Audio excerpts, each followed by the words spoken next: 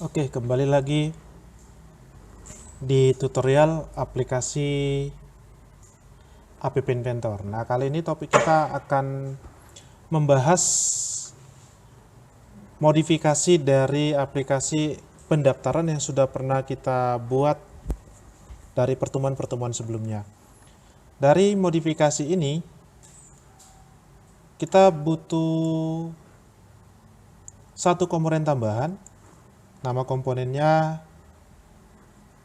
diambil dari komponen textbox, kita beri nama TextCode.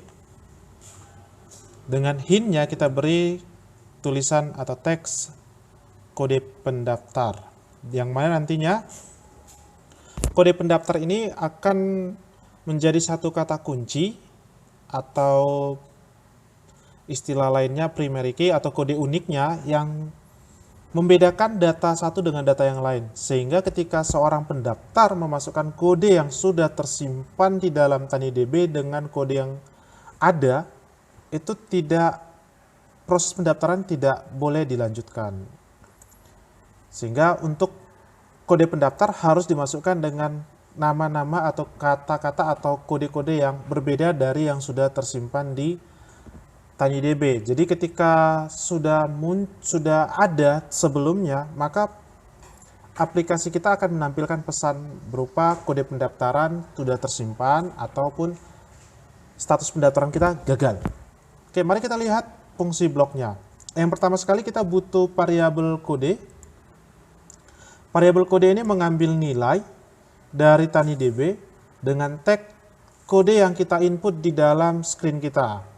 Namun ketika kode yang kita input tersebut tidak tersedia di TinyDB, maka nilai dari variabel kode akan diset menjadi kata false. Tapi jika nilainya ada, dia nilainya sesuai dengan nilai yang tersimpan di TinyDB dengan tag yang sudah kita tentukan atau tag yang kita input dari aplikasi pendaftaran kita.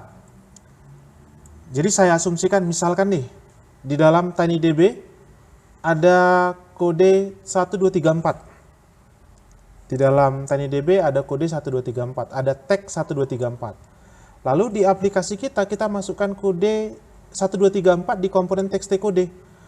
Nah, karena nilainya tersedia atau ada di dalam TinyDB, maka variabel dari kode itu nilai dari tag 1234-nya.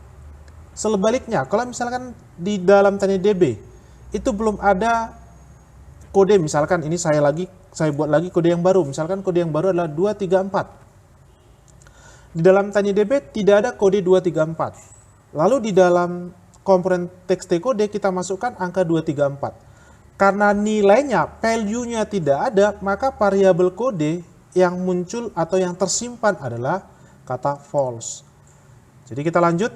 Jika variabel kode bernilai false, artinya jika variabel kode tersebut tidak ada tersimpan di TinyDB, maka tahap berikutnya kita menyimpan nilai ke TinyDB-nya dengan nama tag TextCode yang tadi yaitu 234, lalu value to store sesuai dengan nilai yang kita isi di komponen textbox nama, textbox alamat, textbox tempat, maupun tanggal date picker tanggal kita. Lalu setelah selesai prosesnya, kita sembunyikan tampilan mode keyboard kita di komponen textbox nama. Notifier kita akan munculkan pesan data telah tersimpan dengan judul status pendaftaran.